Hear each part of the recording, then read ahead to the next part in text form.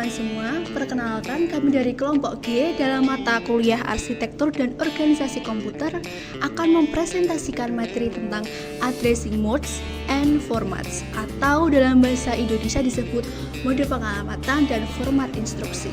Sebelumnya, perkenalkan nama saya Kinanti Eka Putri. Nama saya Fitriani Dewi. Nama saya Dea Maisha Pramesti. Nama saya Sarah Yumina Nadia. Dan nama saya Revalia Marisa Syahya. Oke, disclaimer dulu nih, materi ini tuh penting banget buat memahami gimana sih cara komputer bekerja di level paling dasar, yaitu saat mengeksekusi instruksi. Nah, sebelum terjun ke pembahasan yang dalam, kita buka dulu nih dengan pendahuluan dan konsep dasar latar belakang pentingnya topik ini dalam arsitektur komputer. Untuk membahas lebih jauh tentang mode pengalamatan dan format instruksi, kita perlu memahami terlebih dahulu mengapa topik ini tuh penting dalam dunia arsitektur komputer. Ketika kita menjalankan sebuah program, misalnya nih, sedang membuka aplikasi atau bermain game, sebenarnya tuh di balik layar, komputer sedang menjalankan serangkaian instruksi mesin yang sangat spesifik. Tiap instruksi itu nggak cuma menyuruh prosesor untuk melakukan sesuatu, misalnya menjumlahkan 2 angka atau memindahkan data, tetapi juga memberitahu prosesor di mana sih data tersebut berada dan gimana cara aksesnya. Nah, dalam hal inilah addressing mode dan format instruksi berperan penting. Keduanya bekerja seperti peta dan petunjuk arah bagi prosesor. Ngomong-ngomong, kalian tahu nggak sih addressing mode sama format instruksi yang tadi aku omongin itu apa? Nah, jadi addressing mode itu memberitahu prosesor kalau data yang kamu butuhkan tuh ada di sini loh. Bisa di dalam register, di alamat memori tertentu, atau bahkan langsung disisipkan dalam instruksi. Kalau instruction format atau format instruksi tadi adalah cara menulis dan menyusun instruksi itu agar prosesor bisa membacanya dengan benar dan efisien. Coba nih, kita bayangkan komputer seperti pabrik besar, maka instruksi adalah perintah kerja. Addressing mode adalah letak bahan baku dan format instruksi adalah format formulir yang harus diisi dengan benar. Jadi, gimana nih? Lewat pemahaman singkat ini bisa dong bikin kita lanjut ke pembahasan berikutnya. Selain itu, kita bisa tahu bahwa semakin fleksibel dan efisien cara pengalamatan dan penulisan instruksi, maka semakin cepat juga dong dan optimal juga kinerja komputer. Jadi, ini tuh bukan hanya tentang bagaimana komputer melakukan sesuatu, tapi juga tentang gimana sih komputer harus tahu apa yang harus dilakukan dan di mana toh datanya berada. Oke, kita coba satukan tujuan pembahasan ini dulu sebelum nanti lanjut lagi.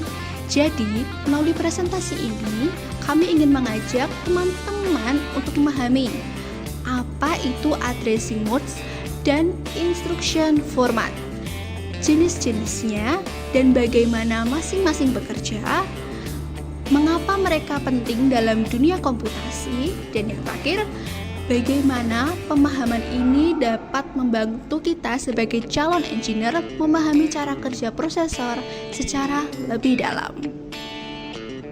Kita masuk ke bagian pengertian umum. Oke teman-teman, sekarang kita masuk ke bagian penting.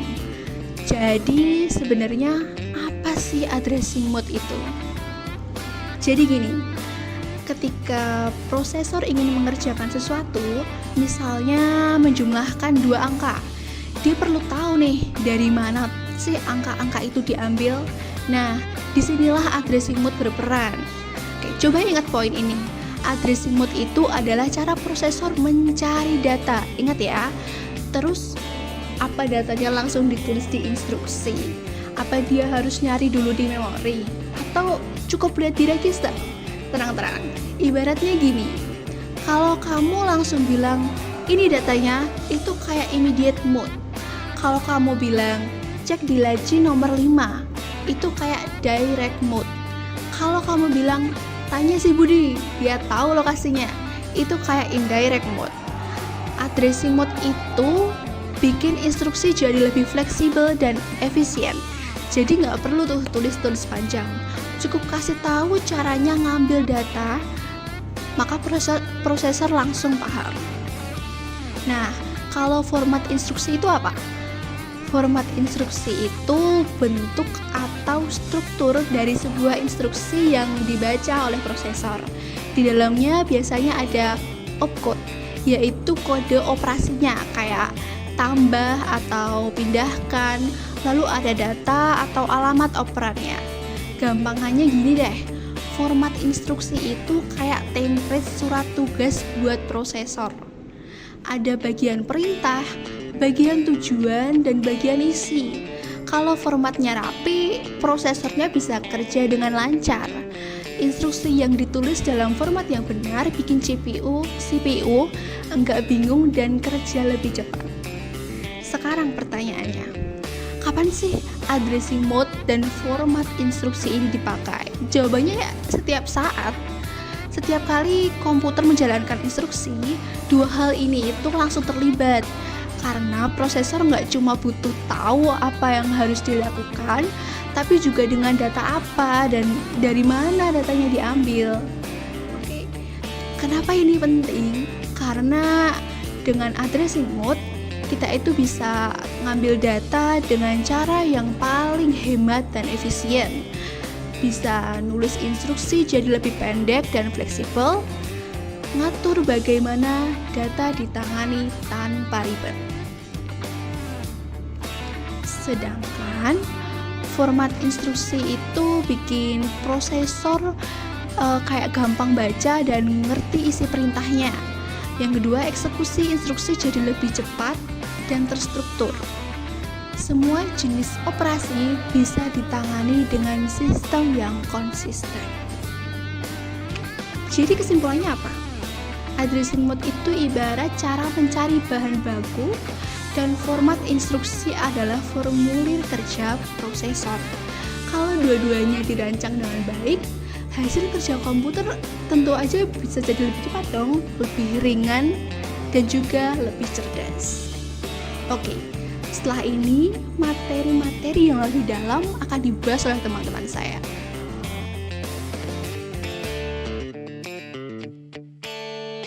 Oke, selanjutnya ini kita akan masuk ke penjelasan lengkap dari masing-masing mode pengalamatan.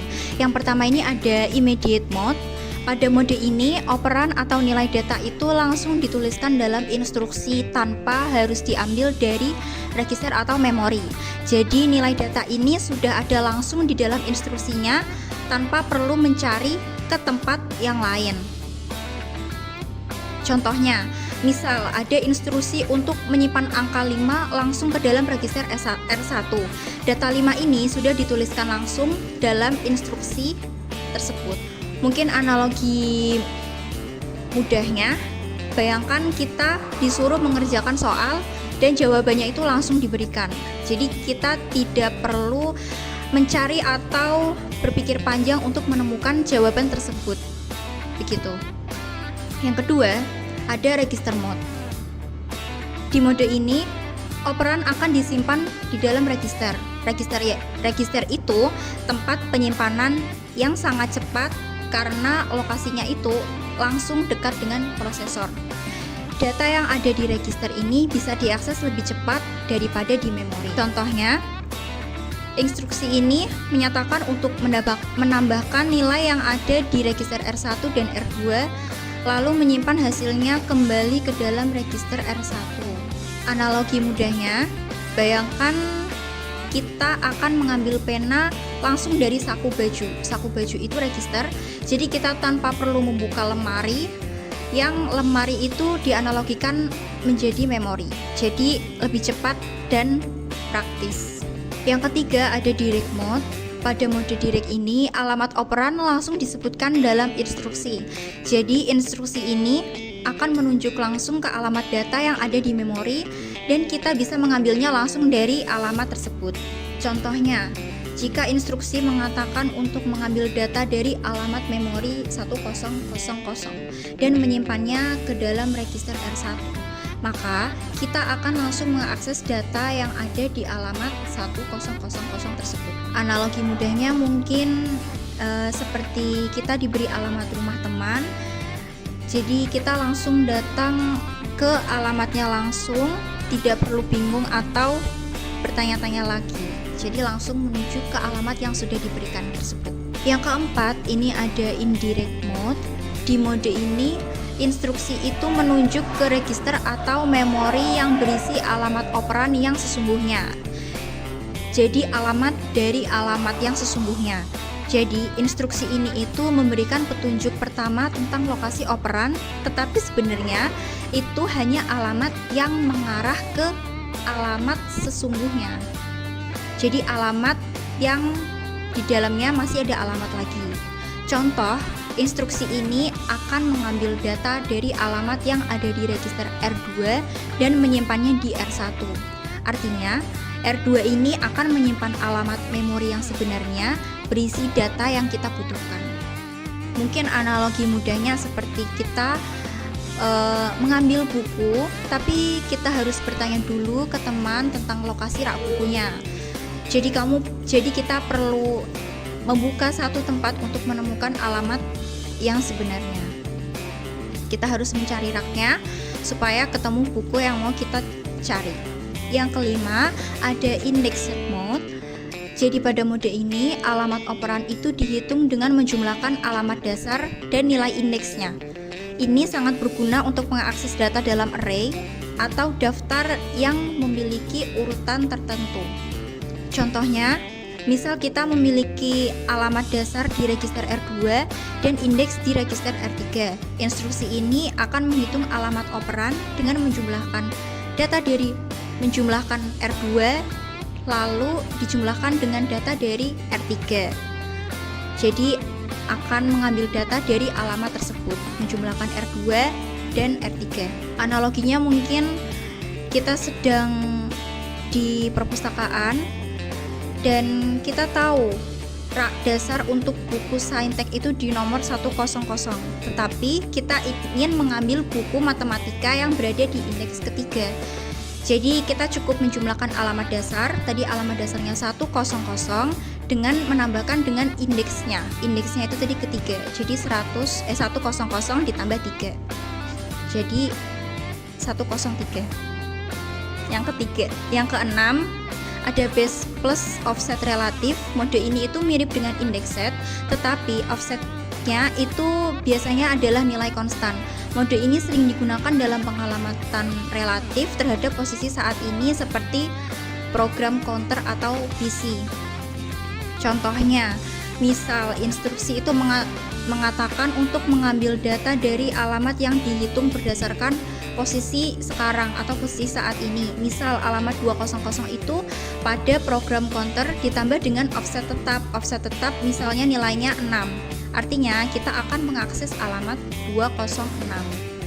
Analoginya mungkin bayangkan kita sedang berjalan di lorong, kemudian ada petunjuk untuk berjalan 4 langkah ke depan untuk sampai ke kelasmu. Kita tidak diberi alamat pastinya, tetapi dihitung dari posisi kita berjalan saat ini. Jadi langkah-langkah itu dihitung relatif terhadap tempat kamu berdiri. Kesimpulannya, masing-masing mode pengalamatan ini memiliki cara yang berbeda untuk mengakses data dan digunakan sesuai dengan kebutuhan untuk memaksimalkan efisiensi akses data dalam instruksi komputer. Oke, yang selanjutnya kita masuk ke contoh instruksi untuk setiap mode pengalamatan yang ada. Yang pertama, kita masuk ke immediate mode. Contoh instruksinya MOV R1, #5. MOV ini artinya instruksi untuk memindahkan data. R1 ini artinya register tujuan atau destinasi. Jadi R1 ini adalah tempat data akan disimpan. #5 itu artinya tanda hashtag itu menunjukkan bahwa angka 5 ini adalah nilai langsung, immediate atau value, bukan alamat. Jadi penjelasan untuk kode di atas itu simpan angka 5 langsung ke dalam register R1. Jadi langsung disimpan ke dalam register R1 tanpa menggunakan alamat. Yang nomor 2 ada register mode. Contoh instruksinya ADD R1, R2. ADD itu artinya operasi dari penjumlahan dua nilai. R1 itu artinya register yang akan menampung hasilnya. Kemudian R2 itu register yang berisi nilai yang akan ditambahkan ke R1. Jadi penjelasan untuk kode tersebut itu R1 sama dengan R1 plus R2. Ini berarti nilai yang ada di register R1 ditambah dengan nilai di register R2 dan hasilnya akan disimpan kembali di R1. Yang ketiga ada direct mode. Contoh instruksinya MOV R1, 1000. MOV ini artinya instruksi untuk memindahkan data dari memori ke register. Kemudian R1 itu artinya register tujuan, dan 1000 itu menunjukkan alamat memorinya secara langsung. Penjelasan dari kode di atas itu berarti ambil data dari alamat memori 1000, simpan ke R1. Nomor 4 ada indirect mode. Contoh instruksinya MOV R1, R2. R2 ini artinya register yang berisi alamat memori, bukan data langsung. Alamat memorinya itu R2. R1 ini akses data dari alamat yang terkandung dalam R2. Jadi penjelasan kode di atas ini artinya gunakan isi dari R2 ini sebagai alamat, lalu ambil nilai dari memori itu ke dalam R1. Jadi R2 ini berisi alamat yang menunjuk ke lokasi data yang akan diambil. Kemudian yang nomor 5 ada index set mode. Contoh instruksinya MOV R1, R2 plus R3. R2 ini merupakan base register atau alamat dasarnya. R3 ini index register untuk menambahkan offset, dan R2 plus R3 ini merupakan akses alamat yang merupakan hasil penjumlahan antara nilai R2 dan R3. Jadi penjelasan untuk kode di atas ini artinya ambil nilai dari alamat hasil penjumlahan R2 plus R3 lalu simpan ke R1. Jadi kita akan mengambil data yang ada di alamat yang dihitung dengan menjumlahkan nilai di R2 dan R3. Kemudian yang terakhir ini ada base plus offset relative mode. Instruksinya contohnya MOV R1, R2 plus 4. R2 ini merupakan base register, 4 ini merupakan offset atau nilai tetap atau nilai konstannya. Kemudian R2 plus 4 ini akses alamat yang dihitung dengan menjumlahkan nilai di R2 dan offset 4. Jadi penjelasan untuk kode di atas ini mengambil data dari alamat R2 plus 4 simpan ke R1. Instruksi ini biasanya digunakan untuk mengakses data relatif terhadap posisi saat ini, misalnya di dalam program counter. Kesimpulannya, instruksi yang diberikan pada masing-masing mode pengalamatan ini menunjukkan bagaimana operan diakses. Apakah itu langsung dari immediate, dari register, alamat memori langsung, melalui alamat yang tersimpan di register, atau menggunakan perhitungan berbasis indeks atau offset. Setiap mode digunakan untuk mempermudah dan mempercepat akses data dalam sistem pemrograman, tergantung pada kebutuhan pengalamatan dan struktur data yang ada. Oke, selanjutnya nih teman-teman. Format instruksi itu cara nulis perintah biar prosesor ngerti harus ngapain. Di dalamnya ada 3 bagian utama. Opcode buat nunjukin aksi apa yang harus dilakukan, operan buat nunjukin data yang dipakai atau tempat nyimpen hasil, dan mode pengalamatan yang ngasih tahu gimana cara ngakses data itu. Jadi intinya, format ini bantu prosesor ngerti perintah, data yang dipakai, dan cara ngambil datanya. Fungsinya apa sih? Fungsinya itu, format instruksi bantu prosesor lebih gampang ngerti isi perintah. Bagian opcode ngasih tahu jenis operasi yang harus dijalankan. Sedangkan bagian alamat atau operan nunjukin di mana data yang dibutuhin. Nah, biasanya satu set instruksi punya beberapa format biar bisa nyesuaiin sama berbagai jenis perintah yang berbeda-beda. Oke, dalam format instruksi ada 3 elemen utama nih. Pertama, opcode, yaitu kode yang ngasih tahu prosesor harus ngelakuin apa. Misalnya 000 buat tambah, 001 buat kali. Kedua, operan atau alamat yaitu tempat nyimpen data atau hasil, bisa di memori atau di register. Ketiga, mode pengelamatan yang nunjukin gimana cara nemuin data itu. Bisa langsung atau bisa disebut direct, lewat perantara atau indirect, dihitung dari posisi sekarang atau relatif, atau pakai bantuan register index atau index. Format instruksi bisa berbeda-beda karena beberapa hal loh. Pertama, soal ukuran memori dan lebar bis data. Kalau bisnya 32 bit, biasanya instruksi juga dibuat 32 bit biar efisien dibaca sekaligus. Nah, kedua, makin kompleks prosesor, makin banyak info yang perlu dimuat dalam satu instruksi. Jadi, formatnya bisa lebih panjang. Ketiga, ada pertimbangan antara efisiensi dan kemudahan. Instruksi panjang lebih fleksibel tapi butuh ruang dan waktu lebih lama buat diambil. Nah, sedangkan instruksi yang pendek lebih cepat tapi kemampuannya terbatas. Berikut jenis-jenis format instruksi dengan analogi biar lebih gampang dipahami. Pertama, 0 alamat atau stack. Nggak nyebutin alamat operan karena semua data diambil dari dan disimpan ke stack.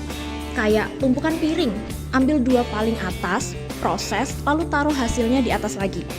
Contohnya dipakai di Java Virtual Machine. Kedua, satu alamat atau akumulator cuma nyebut satu alamat operan, sementara satu lagi selalu dari tempat tetap yaitu akumulator. Bayangin kamu selalu pakai satu mangkok khusus buat nyampur bahan. Contohnya dipakai di komputer PDP 8. Selanjutnya ada 2 alamat. Di sini ada 2 operan yang disebut jelas. Satu buat data input, satu lagi tempat nyimpan hasil. Ibaratnya kamu nyampur isi wadah A dan B, lalu hasilnya disimpan di B. Contohnya ada di PDP 10, lalu ada 3 alamat nih, di mana 2 operan dipakai sebagai sumber data dan satu lagi buat nyimpan hasil. Analognya A ditambah B, lalu hasilnya ditaruh di wadah C. Format ini umum dipakai di prosesor modern seperti ARM dan MIPS. Oke. Format instruksi bisa panjang tetap atau panjang variabel. Kalau tetap, semua instruksi selalu punya panjang yang sama, misalnya selalu 32 bit. Sedangkan kalau variabel, panjangnya itu bisa beda-beda, ada yang 1 byte, 2 byte, dan seterusnya. Seperti di arsitektur x86. Gampangnya, format tetap itu kayak semua kalimat harus 10 kata, sedangkan format variabel kayak kalimat yang bisa 15 atau 20 kata tergantung kebutuhan. Oke, di sini nanti ada gambar diagram format instruksi PDP-8. Jadi PDP-8 itu komputer jadul dari tahun 1960-an, tapi justru karena desainnya simpel banget, dia cocok banget loh buat belajar gimana prosesor dan instruksi bekerja. Instruksinya cuma 12 bit, kayak satu kalimat perintah pendek, dan datanya juga 12 bit. PDP-8 cuma punya satu tempat kerja utama, namanya itu akumulator atau AC, semacam mangkuk campur buat semua proses.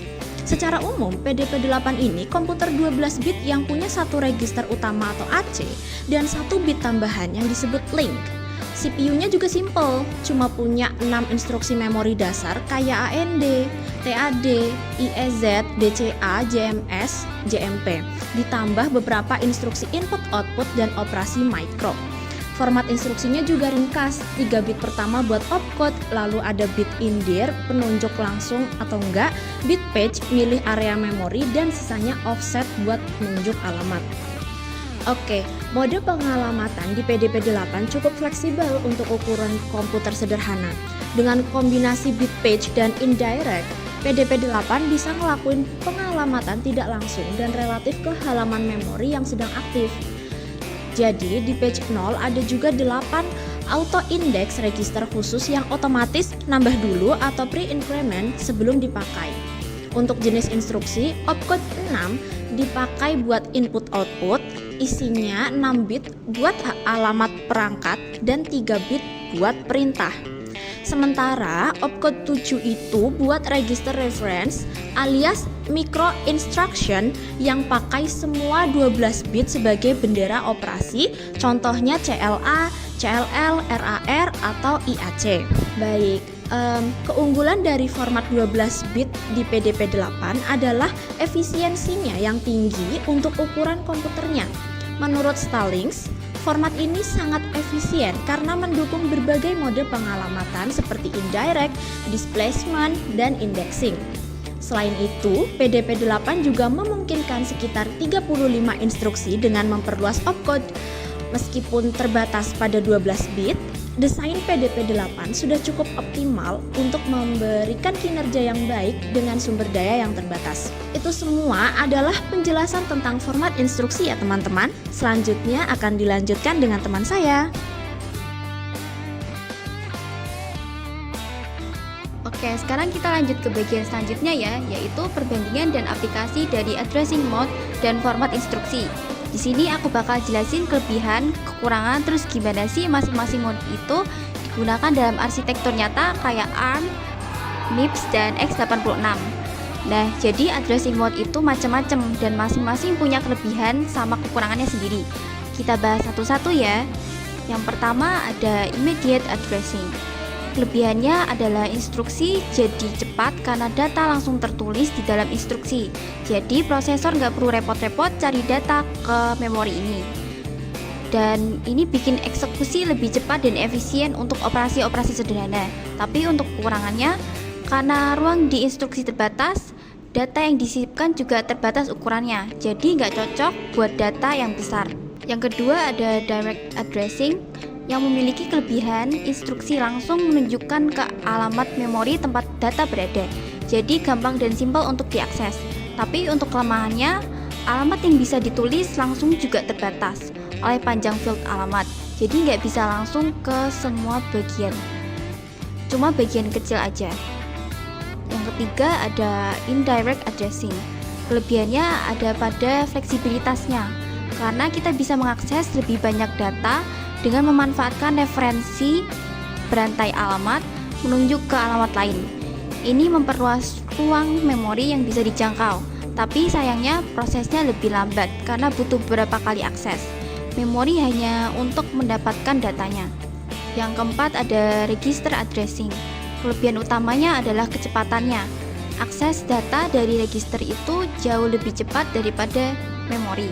Selain itu, ukuran instruksinya juga kecil karena cukup menyebutkan register saja. Tapi untuk kekurangannya, jumlah register sangat terbatas, jadi nggak bisa simpan semua data di sana. Dan yang kelima ada register indirect addressing. Kelebihannya terletak pada fleksibilitas, karena data bisa diakses dari memori, tapi alamatnya disimpan di register mirip pointer. Tapi mode ini cenderung lebih kompleks dan butuh pemahaman ekstra, terutama soal cara kerja register sebagai penunjuk alamat. Yang keenam ada displacement addressing. Kelebihannya adalah cocok untuk akses struktur data seperti array, karena bisa menghitung alamat akhir dari base address dan offset. Ini bikin pengalamatan jadi fleksibel dan dinamis. Tapi di sisi lain, struktur instruksinya jadi lebih kompleks dan ukuran instruksi cenderung lebih besar. Yang ketujuh ada stack addressing. Kelebihannya adalah ukuran instruksinya kecil dan efisien. Cocok banget untuk operasi yang berbasis tumpukan kayak pemanggilan fungsi.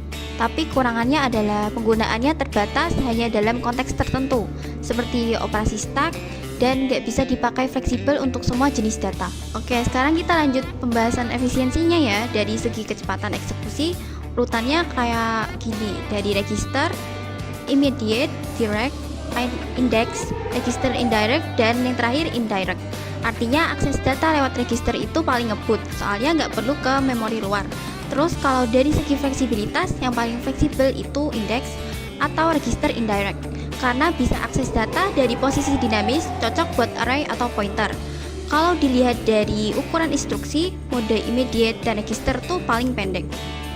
Tapi mode indirect dan index biasanya instruksinya lebih panjang karena banyak komponen tambahan. Oke, lanjut ke pembahasan ketiga, yaitu contoh penerapan addressing mode pada arsitektur nyata seperti ARM, MIPS, dan x86. Yang pertama ada ARM. Pada arsitektur ARM, mode addressing yang paling dominan digunakan adalah register addressing dan immediate addressing. ARM dirancang untuk efisiensi dan kecepatan tinggi, jadi kebanyakan operasi langsung melibatkan data di register atau nilai langsung yang disisipkan ke dalam instruksi. Karena ARM juga mendukung instruksi dengan format yang tetap dan sederhana. Penggunaan nilai langsung atau immediate dan register sangat mengoptimalkan kecepatan eksekusi dan menghemat ruang. Yang kedua ada MIPS. MIPS mengandalkan arsitektur load atau store, artinya hanya instruksi khusus seperti LW atau load word dan SW atau store word yang bisa mengakses memori. Untuk itu, MIPS banyak menggunakan displacement addressing atau lebih dikenal dengan base dan offset, di mana alamat data dihitung dari penjumlahan isi register atau base dengan offset tertentu. Arsitektur MIPS ini modular dan menggunakan instruksi tetap 32 bit, cocok untuk desain RISC yang efisien. Yang ketiga ada x86. Berbeda dengan ARM dan MIPS, arsitektur x86 justru sangat fleksibel karena mendukung hampir semua mode addressing, termasuk yang kompleks seperti kombinasi antara base, index, dan displacement. Misalnya dalam instruksi move IEX, IBX plus IX, prosesor akan menghitung alamat dari penjumlahan register, lalu mengambil data dari alamat itu. Fleksibilitas ini membuat x86 bisa menangani banyak jenis data dan struktur kompleks, tapi juga membuatnya lebih rumit dibandingkan ARM dan MIPS.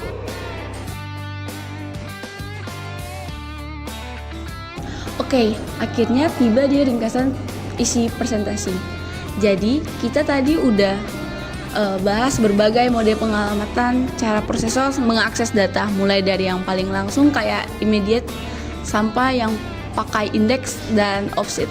Kita juga lihat gimana instruksi dari prosesor itu disusun lewat format instruksi yang isinya ada kode perintah, data, dan cara aksesnya.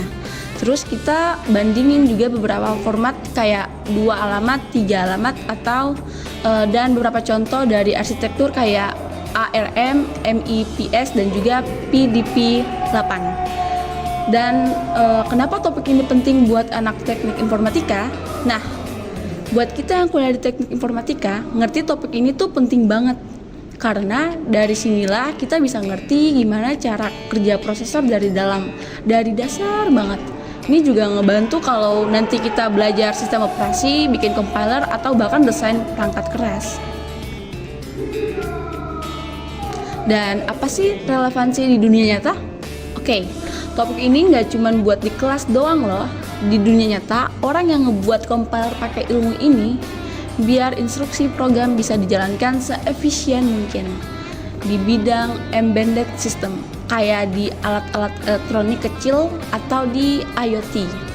Pemilihan mode pengelamatan yang tepat bisa bikin perangkat jalan lebih cepat dan hemat memori. Jadi ya, ini ilmu yang keren tapi juga kepake banget. Dan yang terakhir, saran dan penutup.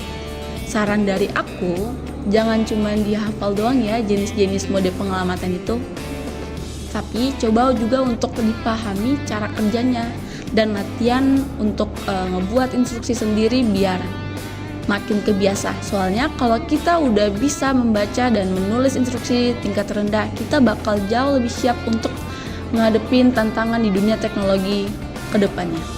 Sekian presentasi dari kelompok D. Halo, GPS analoginya aku bingung deh. Padahal udah jangan nangis, baru di shoot langsung jadi teman-teman udah tahu gak ada penginjak di kepala dua ini, gak ada pacar, gak ditemenin siapa-siapa. Tadi malam aku langsung Tidur aja. Nama saya Fitriani Dewi. Saya Fitriani Dewi, ya. Nama saya Fitriani Dewi. Jangan senyum, please. Atau pre-increment sebelum dipakai. Yang kedua ada kelamaan.